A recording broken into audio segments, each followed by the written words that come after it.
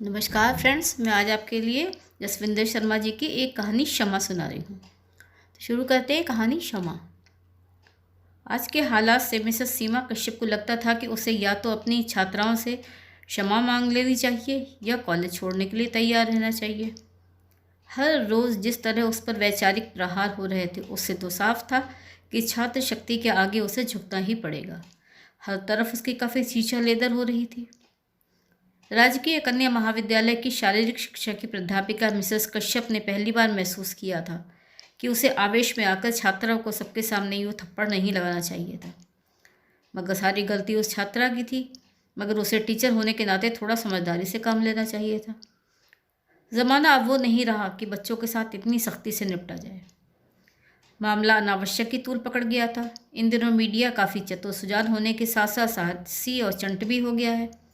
पता नहीं सीमा के भयावह भूत के बारे में भी उसे सारी सूचनाएं कौन दे रहा था।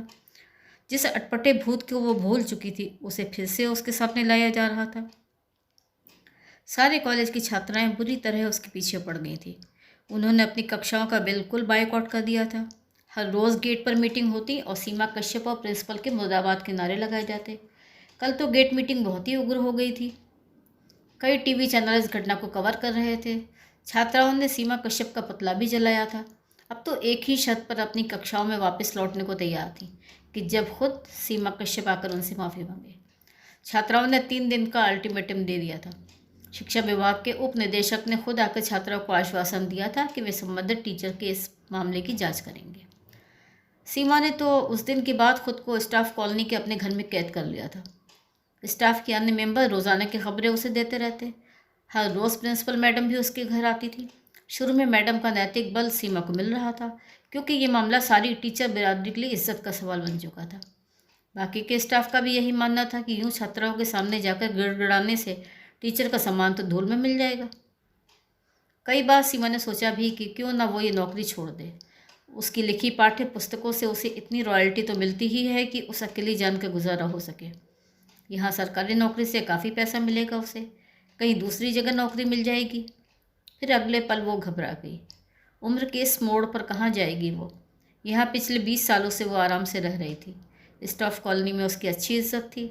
यहाँ से नौकरी छोड़ेगी तो आवास की समस्या भी खड़ी हो जाएगी। कॉलेज की हर तरफ बदनामी हो रही के कारण प्रिंसिपल मैडम के रुख में भी अब कुछ अंतर आ गया था। शायद शिक्षा विभाग के अफसरों ने मैडम को सीमा पर दबाव डालने के लिए कहा हो। कल तो प्रिंसिपल मैडम ने सीमा को साफ कह दिया था कि अब या तो टीचर भी छात्राओं के सामने आंदोलन पर उतर आए या सीमा को खुद ही बड़प्पन दिखाकर छात्राओं से माफ़ी मांगकर सारे डेडलॉक को ख़त्म कर देना चाहिए। किसी को तो पहल करनी ही होगी। आज की पीढ़ी तो झुकने से रही। अब हर तरफ बहुत खुलापन आ गया है। माँ बाप भी अपने बच्चों को नहीं झिड़क सकते। सीमा पर अब हर तरफ से दबाव बढ़ रहा था कि उसे झुक जाना चाहिए। ऐसा ही जीने मरने का प्रश्न उसके लिए तब खड़ा हो गया था जब उसकी शादी हुई थी। ऐसे ही नौबत उसके पति विवेक के साथ आई थी। उस समय भी हालात बहुत बिल्कुल सीमा के खिलाफ हो गए थे। तब भी ऐसा ही कोहराम मचा था घर बाहर। मन के भीतर जोरों की झंझावत और जी को उमेटती हुई काली आंधियाँ चली थी जब उसे विवेक कश्यप से प्यार हुआ था। ये बांग्लादेश की आज़ादी के बाद के महंगाई के दिनों की दास्तां है। उन दिनों समाज में लड़कियों को फिजिकल एजुकेशन जैसे कोर्स करवाना अच्छा नहीं समझा जाता था।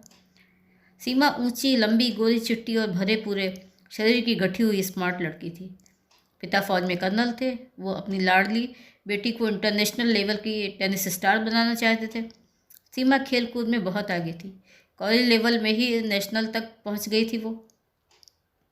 पिता के दिल के दौरे के कारण अचानक मौत के कारण सीमा के जीवन में भारी उथल पुथल मच गई। दिल्ली में अच्छे कोच थे, मगर अब मजबूरीवश उसे दिल्ली शहर छोड़ना था। यहाँ छोटे पुश्तैनी शहर में माँ ने शिफ्ट कर लिया था। उसे दिल्ली के हॉस्टल में ही रखने के बारे में भी विचार हुआ था, मगर उसके छोटे भाइयों की पढ़ाइयों के भी इतने खर्चे थे। सो माँ ने उसे समझाया कि खेल को अब वो कैरियर नहीं बल्कि अच्छी नौकरी पाने के लिए इस्तेमाल करे। सीमा का शैक्षिक प्रोफाइल ही इतना शानदार था कि वो फटाफट यहीं स्थानीय कॉलेज में फिजिकल एजुकेशन की लेक्चरर लग गई। फिर उसने गोल्ड मेडल के साथ पोस्ट ग्रेजुएशन किया और फिर पंजाब यूनिवर्सिटी से डायरेक्ट करके और यहाँ चंडीगढ़ के एक अच्छे कॉलेज में फिजिकल एजुकेशन की विभाग अध्यक्ष बन गई। स्टाफ कॉलोनी में ही उसे बड़ा सा घर मिल गया था। अच्छे घरों से रिश्ते आने लगे। वो इतनी सुंदर थी कि लगता था कि हाथ लगाते मैली हो जाएगी। यूथ फेस्टिवल में विवेक कश्यप से उसकी मुलाकात क्या हुई कि वो तो पहली मुलाकात में ही उसे दिल दे बैठा। कॉलेज के उत्सव में वो मुख्य अतिथि था। क्या तेज था उसके चेहरे पर। आईएएस अधिकारी विवेक कश्यप से मिलकर सीमा बहुत दिनों तक उड़ती फिरती रही। उसे यकीन नहीं था कि 2 सप्ताह में ही बात शादी तक पहुंच जाएगी। उसकी उड़ान वहां तक नहीं थी। उसने सोचा भी नहीं था कि थोड़े समय में इतनी ज़्यादा मुलाकातों के दौर सिर्फ सीमा से नज़दीकियाँ बढ़ाने के लिए ही हो रहे हैं। सीमा की माँ को विवेक और सीमा के रिश्ते से क्या एतराज़ हो सकता था भला। विवेक ने सीमा को प्रपोज करने की बजाय सीमा के घर अपने मातहत एक अफसर को रिश्ते के लिए भेजा था। सीमा को ये बात अच्छी नहीं लगी थी। लड़की जात है तो इसका मतलब ये नहीं कि उसकी राय जाने बिना घर के लोगों से सीधी बात चलाई जाए। अगले दिन विवेक से मिलने सीमा उसके ऑफिस पहुंच गई। जाते ही बोली, सर हम 16वीं सदी में नहीं रहते। आपको मुझसे कुछ कहना था तो मुझे कहते। अपने पद और रुतबे का दबाव मेरे घर वालों के सामने नहीं प्रयोग करना चाहिए था आपको। विवेक सब पका गया। वो काफ़ी सुलझा हुआ इंसान था। घुमा फिरा कर बात करना उसकी आदत नहीं थी। वो बोला, सीमा सीमा जी मुझे प्लीज़ गलत ना समझे। मैंने पहली नज़र में ही आपको पसंद कर लिया था। आपके मुंह पर ये सब कहने की हिम्मत नहीं हुई मेरी। वैसे ये कदम उठाने से पहले मुझे आपकी राय ले लेनी चाहिए थी कि मैं आपको पसंद हूँ कि नहीं। चलो अब हमारे बीच एक रिश्ते को बनाने की शुरुआत हो ही चुकी है, तो अब आप ही बताइए कि बात कहाँ से शुरू की जाए। सीमा का गुस्सा सातवें आसमान पर था। पिछली मुलाकातों के दौरान विवेक से हुए दोस्ताना व्यवहार को नज़रअंदाज करते हुए वो आवेश में आकर बोली, सर 2-3 मुलाकातों में आपसे बातचीत का आपने गलत अंदाज निकाल लिया। आपको ये अधिकार किसने दे दिया कि मेरे जीवन के बारे में आप मुझसे बिना सलाह किए ही फैसला ले लें। मुझे मेरी मम्मी ने जब कटाक्ष में पूछा कि तुम्हारे दोस्त का अफसर आज तुम्हारा रिश्ता लेकर आया है, तो मुझे खुद पर शर्म आई कि क्यों मैं आपसे इतनी फ्रेंडली पेश आई। विवेक ने अपने बचाव में कहा, देखिए सीमा जी आप समझ नहीं रही। मैं झिझक के मारे आपसे अपने दिल की बात नहीं कह सका। मुझे ये भी डर था कि इस संकोच के कारण कहीं मैं आपको खो न दूँ, सो मैंने सीधे आपके घर से रिश्ता जोड़ने के लिए पहल की। सीमा गुस्से से बोली, आईएएस होने के कारण आपने ये कैसे निश्चित मान लिया कि आपकी एक संदेश पर कोई लड़की बांदी बनकर आपके सुझाव के आगे नतमस्तक हो जाएगी।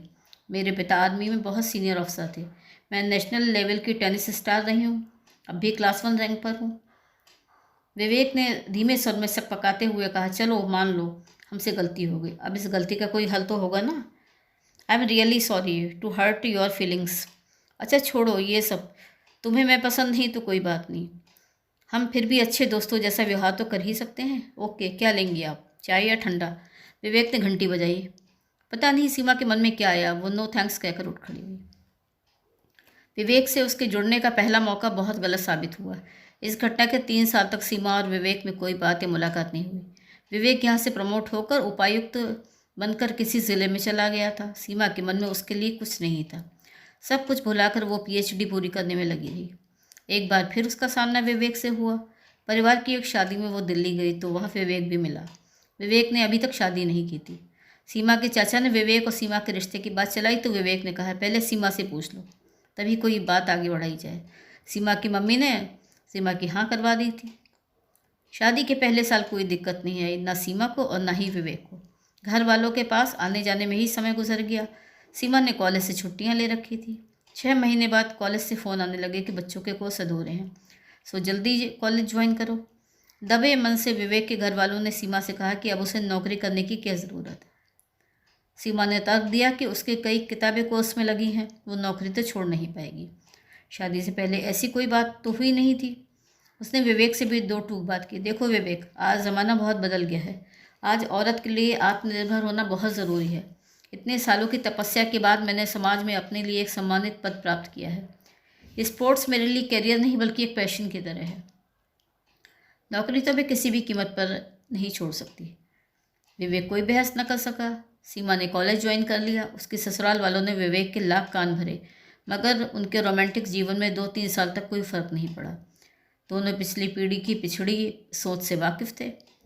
विवेक को जब दिल्ली जाना पड़ा तब असली दिक्कत आई। वहाँ केंद्रीय सचिवालय के एक मंत्रालय में उसकी तैनाती हुई थी। दिल्ली चंडीगढ़ के बीच का यह 250 किलोमीटर का फासला नव दंपत्ति के लिए बहुत था। सीमा की सप्ताह में एक छुट्टी होती थी। अपनी सारी छुट्टियाँ शादी के पहले साल में ही ख़त्म कर ली थी। विवेक उसके बाद कुछ समय आकर रहता तो उसके घर वालों की अजीब सी बातें सुननी पड़ती थी सीमा को।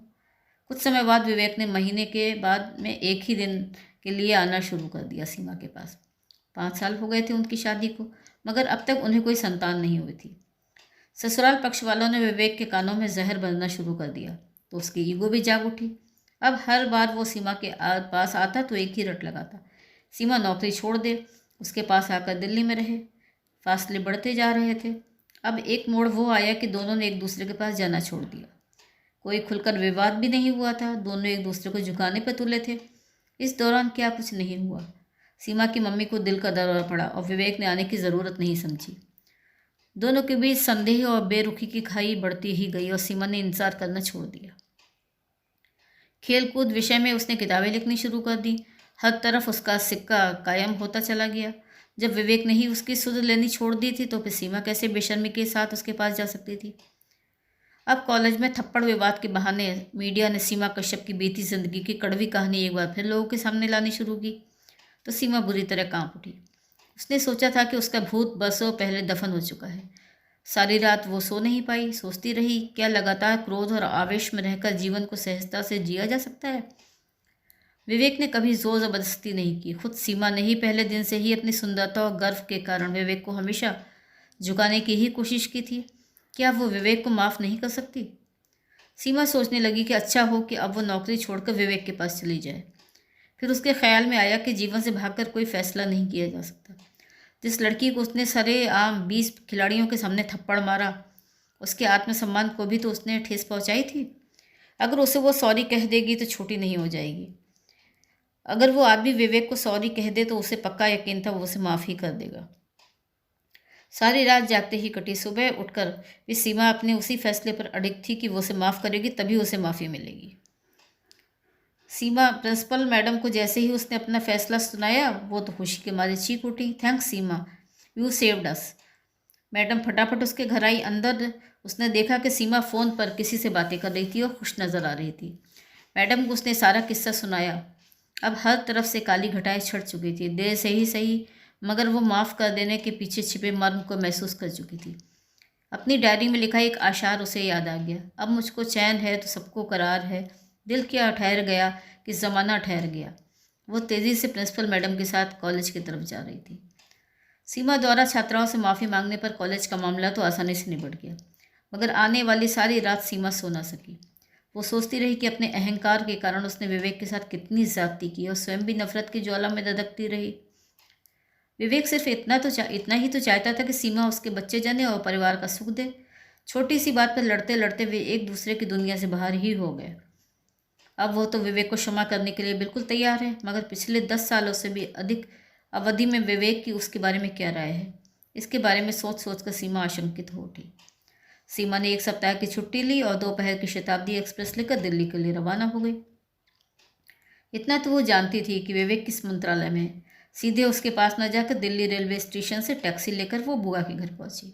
उसने अपनी योजना बुआ को नहीं बताई। कुछ देर आराम करके वो किसी काम के बहाने बाहर निकली। विवेक के पीए से उसने विवेक के घर का पता ले लिया था। टैक्सी उसे रेजिडेंसी रोड स्थित आईएएस अफसरों की कॉलोनी की तरफ ले चली। बी ब्लॉक से थोड़ा सा पहले उसने टैक्सी छोड़ दी। B220 तक वो खुद चलकर जाना चाहती थी। उसके मन में कई झंझावत उठ रहे थे।